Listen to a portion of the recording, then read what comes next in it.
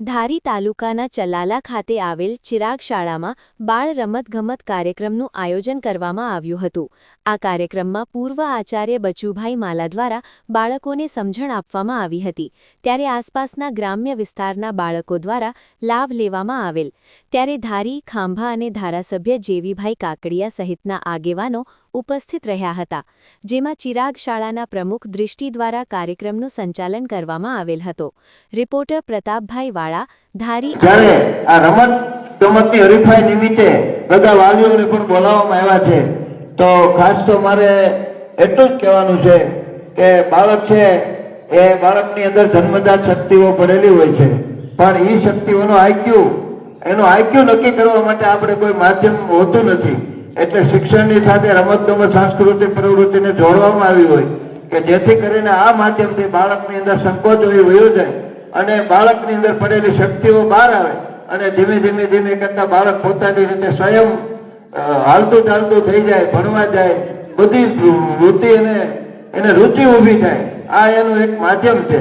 તો આજે મને સાહેબનો ફોન આવ્યો એટલે મેં કીધું ભાઈ હું તો બાળકોનો વિષય ત્યાં ગમે ને આવીશ, ગમે ત્યાં બાળકોની વાત છે ત્યાં હું હાજરી આપીશ। અને આજે આ મને આનંદ થયો કે આજથી 2-4 વર્ષ પહેલા આ ચિરાગ સ્કૂલનું ધમધમતું વાતાવરણ હતું।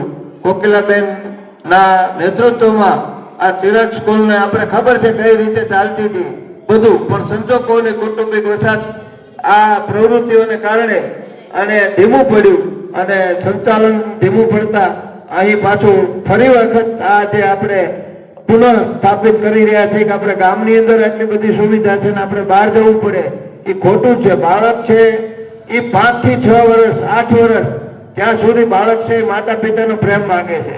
આપણે ગમે ત્યાં ધકેલી દઈએ। હવે અંદર અત્યારે અમરેલી મોકલો તમે તો બાળક આપણે જઈને આવો અમરેલી તો થાકી જાય, તો બાળક ગાડીમાં હોઈ જાય।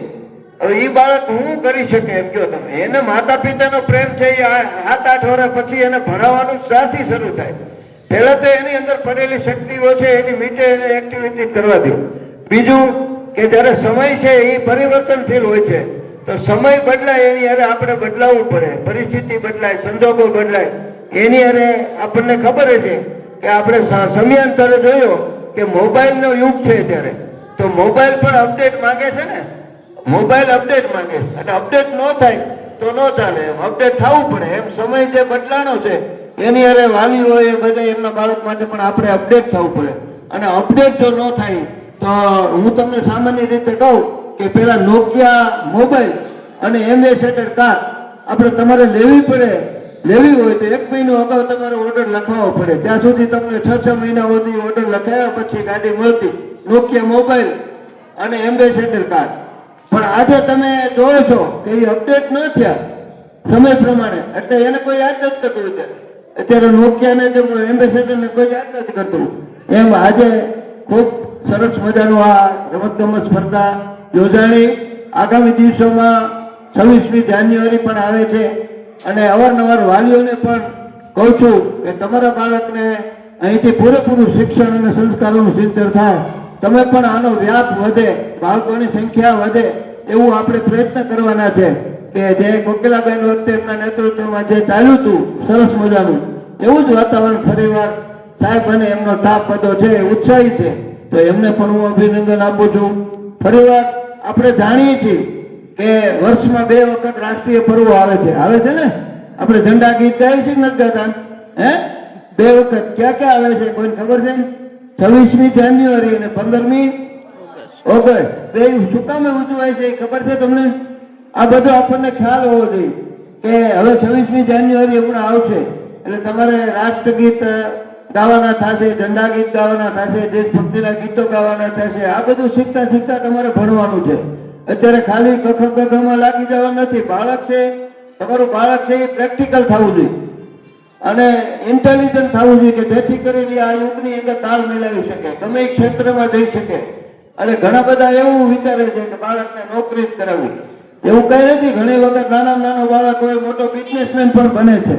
એટલે આમાં વાલીઓએ થોડું બાળક પ્રત્યે ધ્યાન દેવું જોઈએ અને ખાસ કરીને વાલીઓનો જે તમારા બાળકો માટેના કાર્યક્રમો થાય ત્યારે વાલીઓ એમના માતા પિતા છે એ વધુમાં વધુ હાજર રહે। એવી હું બધાને નમ્ર અપીલ કરું છું.